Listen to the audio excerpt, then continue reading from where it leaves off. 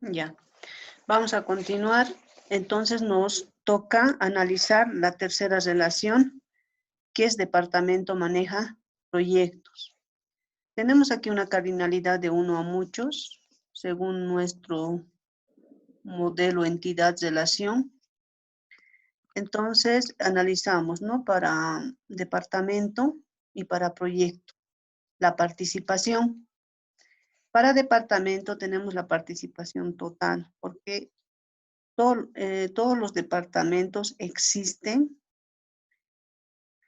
y bueno, tienen una función que cumplir, ¿no? El de manejar proyectos en este caso. Los proyectos, lo vuelvo a recalcar, si existen los proyectos es que existen para ejecutarlos. Entonces hay totalidad. Entonces, ¿qué me dice la regla de mapeo? Cuando tiene cardinalidad de 1 o muchos y la participación es total en ambos, genere 2 tablas. Uno para cada entidad y lleve la clave primaria de aquella que tiene cardinalidad 1 hacia aquella que tiene cardinalidad muchos. Entonces, la tabla dinámica que aloja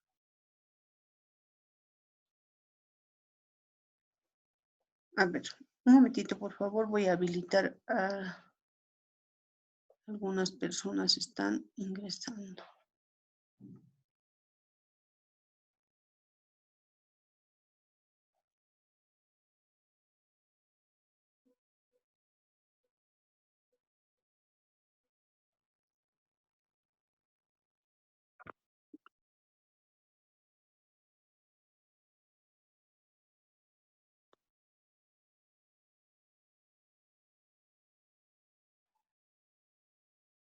Ya. Entonces analizamos, habíamos indicado la tercera relación. Las reglas de mapeo me indica cuando hay participación total en ambos y cardinalidad de 1 o muchos, genere 2 tablas, uno para cada entidad y lleve la clave primaria de aquella que tiene cardinalidad 1 hacia aquella que tiene cardinalidad muchos. Y entonces generamos las 2 tablas, uno para departamento con sus atributos respectivos y el otro para proyecto. Ya de acuerdo a lo que hemos ido analizando, proyecto ha generado este foreign key en la anterior relación. Ahora me genera este otro foreign key en esta relación, donde aloja la relación maneja. Entonces, el departamento 1 maneja el proyecto. En el departamento 1 se maneja el proyecto 1. En el departamento 2 se maneja el proyecto 2. En el departamento 3 se maneja el proyecto 3. En el departamento 2 se maneja el proyecto 4. De esa manera se va a registrar la información. En el departamento 1 se maneja el proyecto 5. En el departamento 3 se maneja el proyecto 6. En el departamento 4 se maneja el proyecto 7, en el departamento 4 se maneja el proyecto 8 y en el departamento 4 se maneja el proyecto 9. ¿Qué pasaría si por ejemplo, por alguna razón o alguien lleva aquí el número, el ID de proyecto? Lo hace en sentido inverso. A departamento genera un foreign key y de proyecto. ¿Cómo se registraría? ¿Alguien que participe? Número de ¿Cómo? proyecto, dice. Y de proyecto aquí vendría, aquí. Habilitaríamos, digamos, un campo y de proyecto. ¿Qué pasaría? Tendríamos que, aquí, claro, aquí podríamos traer la clave primaria, ¿no? De esta tabla y de proyecto. Sería foreign key, ¿no, Belice? Sería foreign key. ¿Cómo se registraría la información? En el departamento 1 se maneja P1 y P2. 2. Aquí tendría que anotar, en el departamento 1 se maneja proyecto 1 y proyecto 2. ¿Y eso es correcto? No es correcto porque estamos generando redundancia de información. No puedo acceder al mismo tiempo al proyecto 1 y al proyecto 2.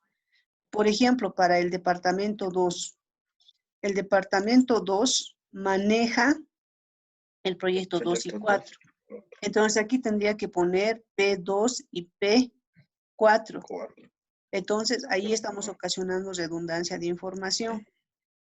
En el departamento 3 maneja, por ejemplo, proyecto 3 y proyecto 6 de la misma manera. Si hubiera, digamos, que el proyecto 4 manejara 5 proyectos, digo, el departamento 4 manejara 5 proyectos. Entonces, en D4 aquí tendría que poner proyecto 7, proyecto 8, proyecto 9, proyecto 10, proyecto 11 y así, ¿no? Entonces, esa no es la forma de registrar la información, porque no puedo manejar un grupo de información aquí. Aquí hay mucha redundancia de información y hay incoherencia de datos. Entonces, por esa razón debemos manejar correctamente esas reglas de mapeo, ¿no? Que hay veces nosotros mismos ya con el dominio nos vamos a ir dando cuenta. Le hice una preguntita. Dime. Si la cardinalidad fuera de 1 a 1, ¿se podría o igualmente no se podría? No, como en el otro caso, si la cardinalidad fuera de 1 a 1, tendríamos que generar una sola tabla si hay totalidad en ambos. Eso nos dice la regla de mapeo.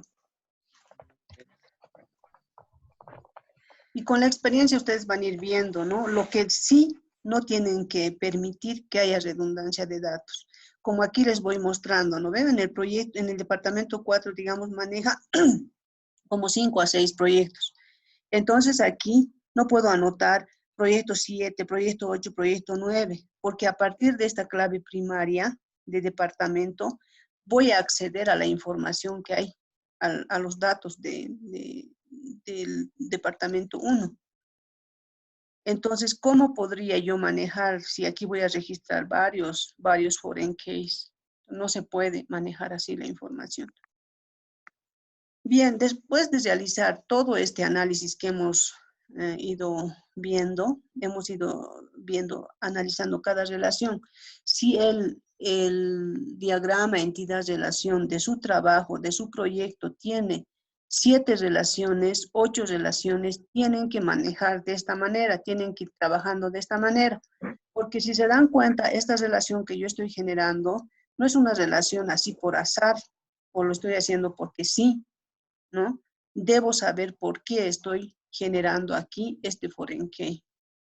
Debo asegurarme de que no haya redundancia de información, que no me genere anomalías. Por eso se sigue estos pasos y estos pasos son los más correctos y cuando finalizamos vemos que nuestra base de datos está prácticamente en un 99% libre de redundancia.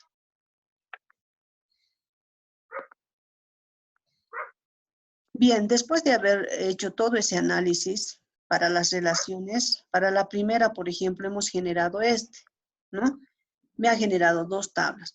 Para la segunda, igual me ha generado 2 tablas.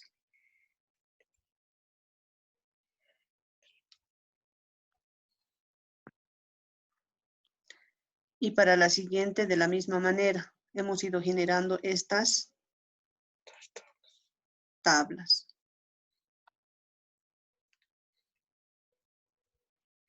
¿No es cierto? Entonces, ¿cuántas tablas tendrá mi base de datos, David? 6 tablas, licenciada. Leonel, ¿Y Lice? ¿cuántas tablas va a tener nuestra base de datos?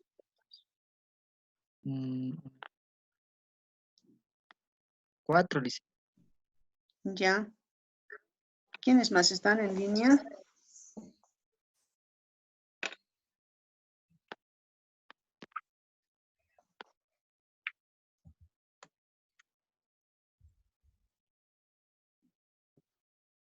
Joel, ¿cuántas tablas cree que tendrá nuestra base de datos?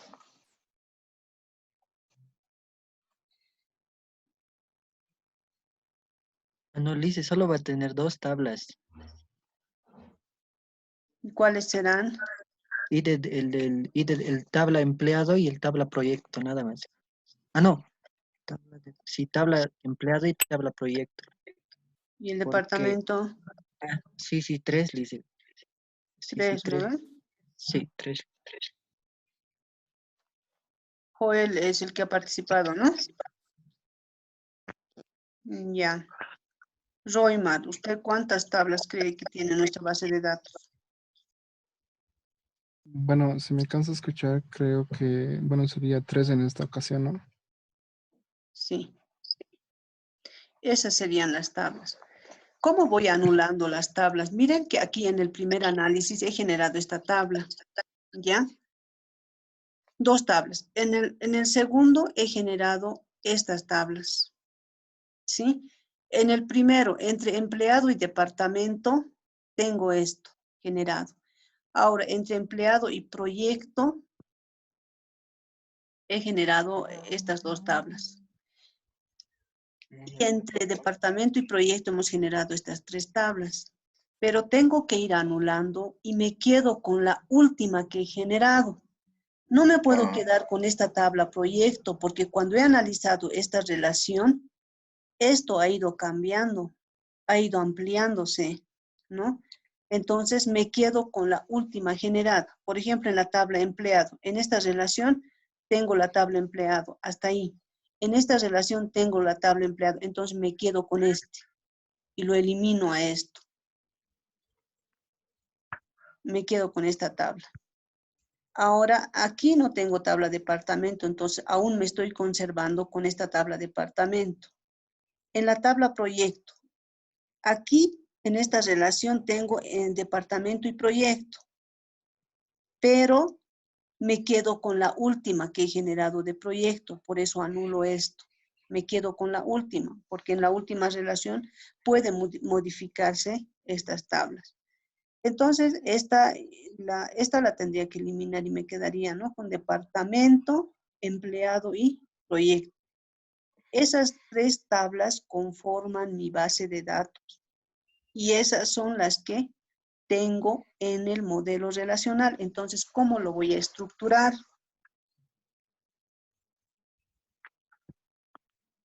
Esa sería la estructura de mi base de datos relacional. ¿Sí? Tengo la tabla empleado, la tabla departamento y la tabla proyecto. Tabla departamento comparte información con tabla empleado. Y cuando quiera, por ejemplo, acceder mediante este foreign key D2, accedo a esta información mediante este primary key. Se enlazan estos dos. Y a partir de este código yo voy a poder saber toda la información, ¿no? En esta tabla. Esta comparte, número de empleado comparte información con proyecto y número de empleado comparte información con la tabla proyecto. Entonces, el proyecto 1 lo trabaja el empleado 5 y este proyecto se ejecuta en el departamento 1.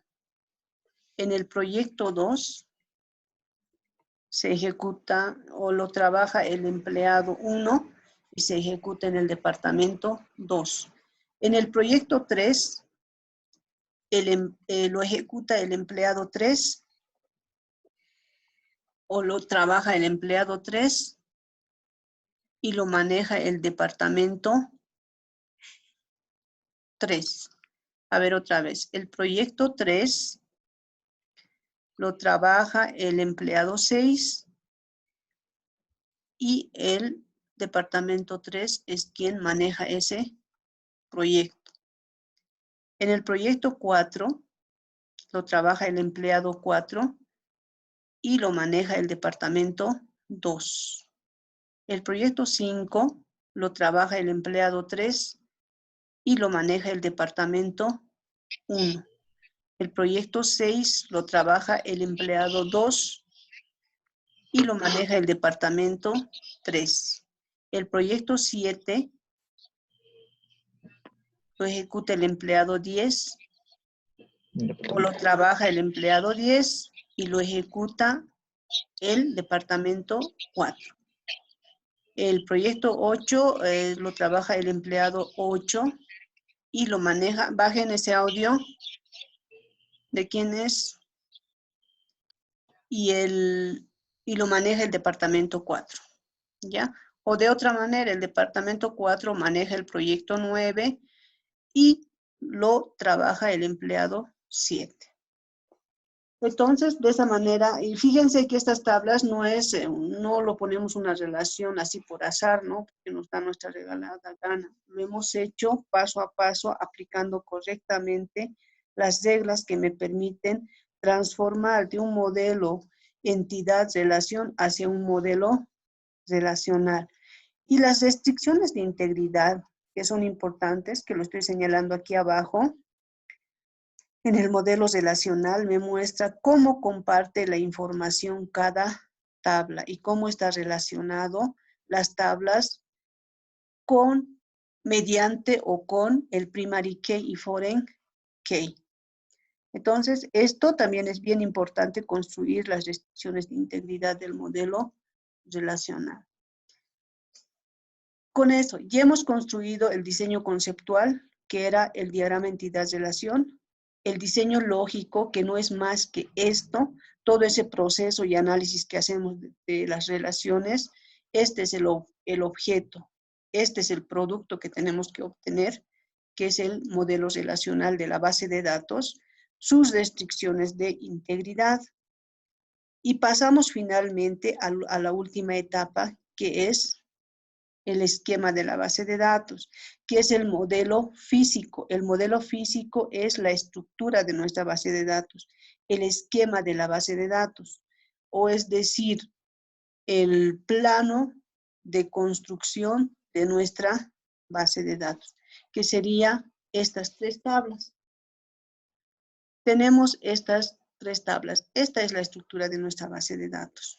Para la tabla empleado, tabla proyecto y tabla departamento.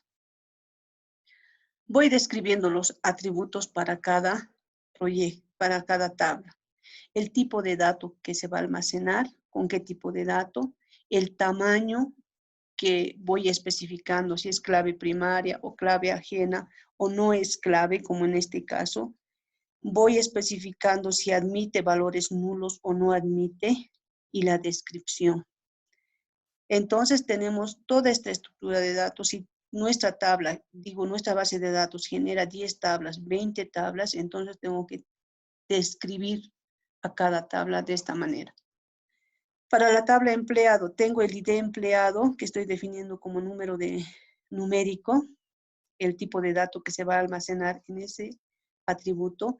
El tamaño va a ser de 5 caracteres y es primary key, es clave primaria, ¿no?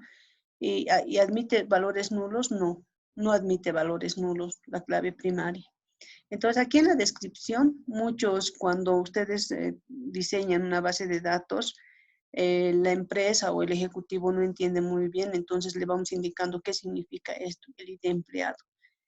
No, es la clave primaria del empleado. Nombre del empleado, defino como tipo de dato texto.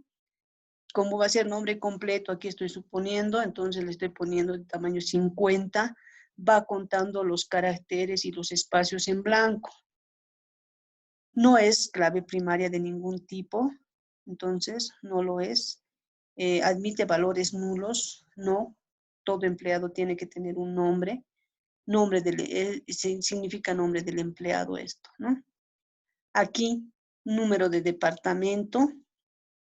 Esto no puedo cambiar, me voy aquí a departamento. Entonces, antes de crear este foreign key, debo crear esta tabla primeramente, porque estoy utilizando datos de otra tabla. Entonces, creo primeramente esto. Tengo atributos para número de departamento numérico. Tamaño 5 es un primary key, no admite valores nulos y aquí pongo la descripción. Nombre de departamento, texto, va a ser de tipo texto. Tamaño 15 caracteres incluidos espacios en blanco. No es clave de ningún tipo, no admite valores nulos porque todo departamento debe tener una descripción o un nombre y pongo aquí la descripción. Entonces, primero, ¿qué me está indicando aquí? Que debo crear aquellas tablas que son estáticas. Entonces creo esta tabla y recién voy a poder crear este atributo, ¿no? Número de departamento. Y no debo cambiar esto, no puedo ponerle otro tipo. Tiene que ser idéntico al cual ha sido creada en su tabla como primary key. Es numérico, debe ser numérico aquí. ¿De qué tamaño es? El mismo tamaño, no puedo ponerle aquí 15 ni 10, tiene que ser este mismo tamaño que ha sido creado inicialmente como clave primaria. ¿Qué tipo de clave es? Es clave foránea. ¿Admite valores nulos? Bueno, esto no interesa, entonces ponemos no admite valores nulos. Vamos describiendo aquí, ¿no? Y hemos descrito la estructura de las dos tablas. Voy describiendo la estructura de la tabla empleado, atributos. Voy registrando todos los atributos que tiene que tener la tabla proyecto. La tabla proyecto tiene ID proyecto, va a ser numérico, va a ser de tamaño 4 caracteres, es un primary key, no admite valores nulos. El atributo presupuesto va a ser de tipo moneda, admite 6 caracteres, no es clave primaria, no admite valores nulos, es un presupuesto asignado al proyecto. ID empleado, va a ser numérico, tiene que coincidir igual con esto. Tamaño 5 debe ser el mismo y es un foreign key. No admite valores nulos y aquí su descripción. Número de departamento, numérico, tamaño 5. Tamaño 5, no admite valores nulos y voy describiendo. Esto, número de departamento igual, lo mismo, no puedo cambiar. Esas son las etapas de lo que es la construcción de una base de datos. Entonces, si hemos terminado la clase, si tienen alguna duda pueden expresarse. Listo, buenos días. Me habla su estudiante Raymond. No sé si tuviera una grabación sobre la primera parte.